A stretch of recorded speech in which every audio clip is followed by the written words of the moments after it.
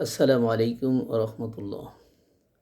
আলহামদুলিল্লাহি রাব্বিল আলামিন, আসসালাতু ওয়াসসালামু আলা সাইয়্যিদিল মুরসালিন নবিয়্যিনা মুহাম্মদ সাল্লাল্লাহু আলাইহি ওয়াসাল্লাম ওয়া আলা আলিহি ওয়া আসহাবিহি আজমাইন।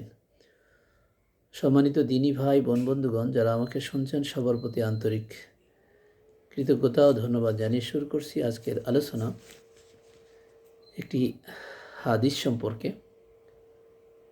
আল্লাহর নবীর প্রিয়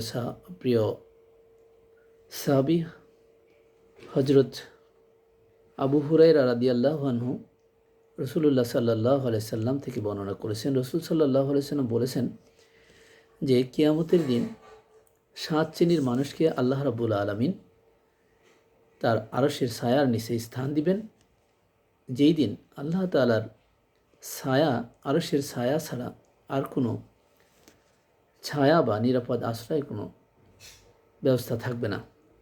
সেই দিন ৭ শ্রেণীর মানুষকে আল্লাহ রাব্বুল আলামিন তার আরশের ছায়ার নিচে স্থান দিবেন।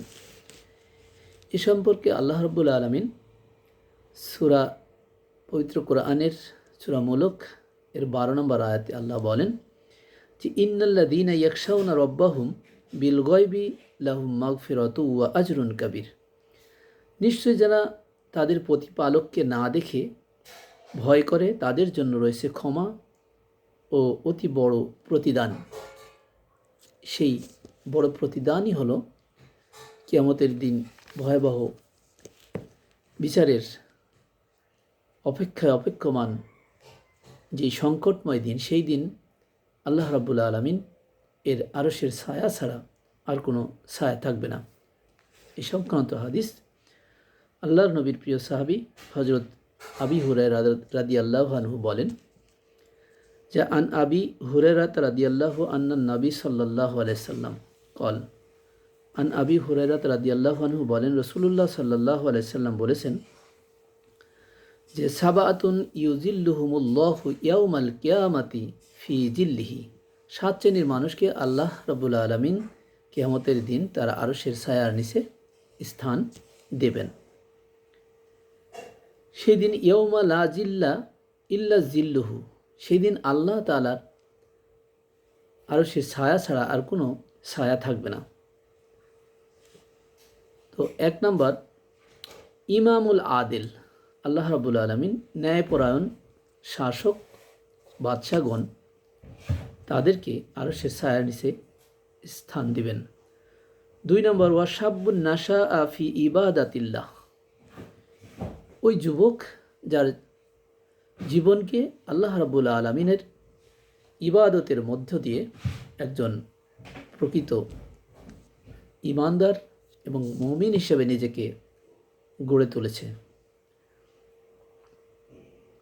৩ নম্বর, ওয়া রাজুলু যাকারাল্লাহি ফি খলাই ফাফাদাত আইনাহু। ওই ব্যক্তি যে আল্লাহ রাব্বুল আলামিনকে নির্জনে স্মরণ করে এবং তার চক্ষু থেকে অশ্রু ঝরায়, তার ভুলের জন্য আল্লাহ তাআলার কাছে ইস্তেগফার করে। ওয়া রাজুলু কলবাহু মুতাআল্লাক ফিল মাসাজিদ। ৪ নম্বর, ওই ব্যক্তি যে তার অন্তরটা মসজিদের সাথে লাগানো থাকে। তার মানে যখনই আল্লাহ রাব্বুল আলামিন নামাজের জন্য এবং মসজিদের দিকে আহ্বান করেন আজানের মাধ্যমে, সে সেই দিকে সর্বদা খেয়াল রাখে। ৫ নম্বর, ওই ব্যক্তি ওয়া রাজুলানে তাহাব্বা ফিল্লাহ।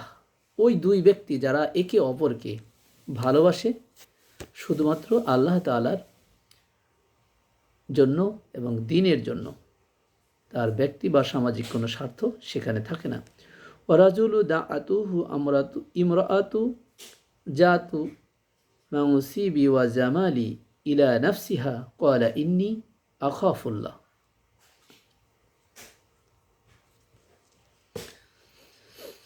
আর সেই যুবক, সেই ব্যক্তি যাকে কোনো সুন্দর ও সম্ভ্রান্ত নারী, খুব সুন্দরী সম্ভ্রান্ত নারী তাকে ব্যভিচারের দিকে যখন আহ্বান করে, তখন সে বলে ইন্নী আখাফুল্লাহ, কেউ না দেখলেও আল্লাহ দেখে এবং আমি আল্লাহকে ভয় করি।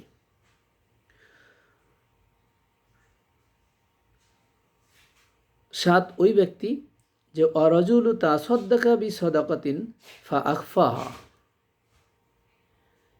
সে এমন দানবীর যে দান করে এবং তা গোপনে দান করে। হাত্তা লা তা'লামা শিমালুহু, এবং এমন গোপনে দান করে যে মা সানাআত ইয়ামিনুহু, তার বাম হাত, ডান হাত কী দান করে বাম হাত তা জানতে পারে না। রাসূলুল্লাহ সাল্লাল্লাহু আলাইহি সাল্লাম এই হাদিসের মাধ্যমে 7 শ্রেণীর মানুষের আল্লাহ তাআলা কিয়ামতের দিন যে আরশের ছায়ার নিচে ছায়া দান করবেন এবং আশ্রয় দান করবেন, তারা আল্লাহকে ভয় করার যে কারণে তাদেরকে আল্লাহ প্রতিদান এবং পুরস্কৃত করবেন। 1 নম্বর ন্যায়পরায়ণ শাসক।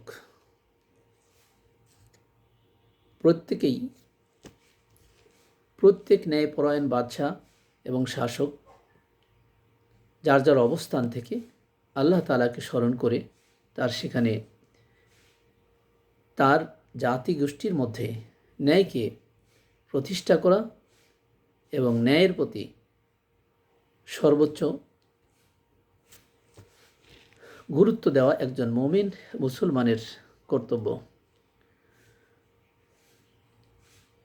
দ্বিতীয় হলো সেই যুবক এবং যেভাবে মানুষের জীবন শৈশব থেকে কৈশোর এবং যৌবনে পদার্পণ করে একটা মানুষ পরিপূর্ণ মানুষ হিসেবে গড়ে ওঠে।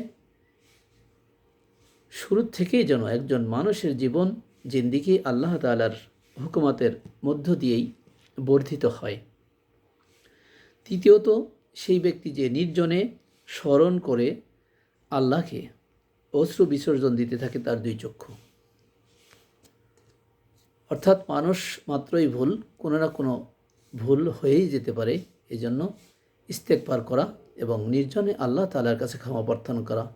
রাসূলুল্লাহ সাল্লাল্লাহু আলাইহি সাল্লাম দিনে 70 বার ইস্তেগফার করেছেন এবং ক্ষমা প্রার্থনা করেছেন আল্লাহর কাছে, যার কোনো গুনাহ ছিল না।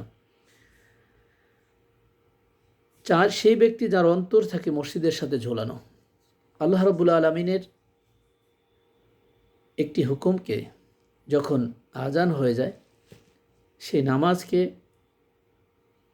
আদায় করার পরে পরবর্তী নামাজের জন্য আল্লাহ কখন ডাকবেন এবং সেই অপেক্ষায় থাকা, এই ধরনের ব্যক্তিদেরকে আল্লাহ তাআলা আরশের ছায়ার নিচে ছায়া দান করবেন। 5 নম্বর ওই ব্যক্তি যারা একে অপরকে আল্লাহর উদ্দেশ্যে ভালোবাসেন, দিনকে জানার জন্য, বোঝার জন্য, আল্লাহ উদ্দেশ্যেই যাকে ভালোবাসলে আল্লাহকে ভালোবাসা যায়। আল্লাহ রাব্বুল আলামিন পবিত্র কোরআনের মধ্যে বলেছেন যে ইন কুনতুম তুহিব্বুনা আল্লাহ ফাত্তাবিউনি ওয়া ইউহিব্বুকুমুল্লাহ, হে মানুষ তোমরা, হে মুমিন তোমরা যদি আমাকে ভালোবাসতে চাও তাহলে আমার প্রিয় হাবিব রাসূলুল্লাহ সাল্লাল্লাহু আলাইহি সাল্লামকে ভালোবাসো। তেমনি যদি আমরা কাউকে ভালোবাসতে হয় তাহলে সেই ভালোবাসা যেন দুনিয়া আখিরাতের কল্যাণ হয় এবং আল্লাহর জন্যই হয়। 6 নম্বর সেই ব্যক্তি যে সুন্দরী নারী তাকে কোনো কামনা বাসনার জন্য আহ্বান করলে সে ভয় বলে যে আমি আল্লাহকে ভয় করি। এক্ষেত্রে আল্লাহ রাব্বুল আলামিন মানুষদের চরিত্রকে পরিশুদ্ধ রাখার যে একটি বিষয়, তা মানুষের অনুভূতিতে এবং সকলের অগোচরেও আল্লাহকে সে স্মরণ করে, এটার একটি প্রকৃষ্ট প্রমাণ।